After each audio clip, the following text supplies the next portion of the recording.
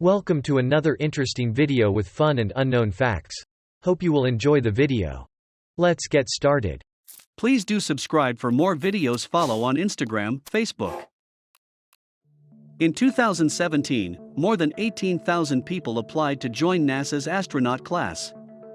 That's almost 3 times the number of applications that were received in 2012, and far surpasses the record of 8,000 applications set in 1978. Once selected, applicants are still not considered full astronauts. They face 2 years of basic training where they are considered astronaut candidates. Astronauts spend hours learning to read and speak Russian. Spoken fluency is necessary for safety reasons, and passing a competency test is a requirement for NASA. The Apollo 15 mission placed an astronaut figure on the moon with a memorial plaque listing the 14 people who had died on space missions. The sculpture was named the Fallen Astronaut. Apollo 16 astronaut Charles Duke left not only his footprints, but a photograph of his wife and their 2 sons sitting on a bench. Duke signed the back of the photograph and wrote the following message: "This is the family of astronaut Duke from planet Earth. Landed on the moon, April 1972. Astronauts in space can't tell when their bladders are full, because urine does not collect at the bottom of the bladder in a low-gravity environment. Normally, the bladder would signal the need to go at 1/3 full, but in space, it's only triggered at almost full, which can cause problems." Neil Armstrong and Buzz Aldrin, the first astronauts to land on the moon, had bacon cubes as part of their first meal on the moon. The full meal included 4 bacon cubes, 3 sugar cookies, peaches, pineapple grapefruit drink, and coffee. No matter the mission, all astronauts still have to go through customs. When the astronauts of the Apollo 11 got back from the moon, they had to go through customs and declare the moon rocks, moon dust, and other lunar samples collected on their mission. Whenever they have to go on a spacewalk, astronauts use tethers to tie themselves to the space station. Just in case the tether breaks, they carry a backup system called Simplified Aid for EVA rescue.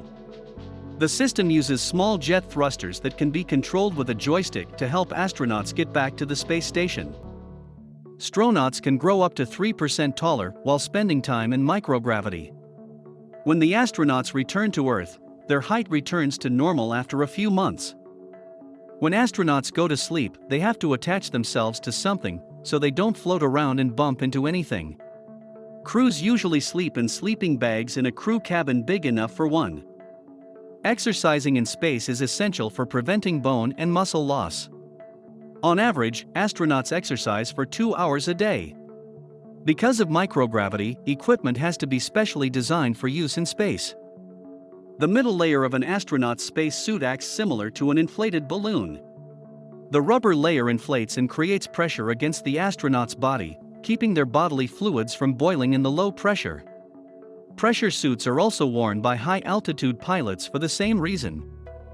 Astronauts shower in an enclosed cylinder to keep water from floating away.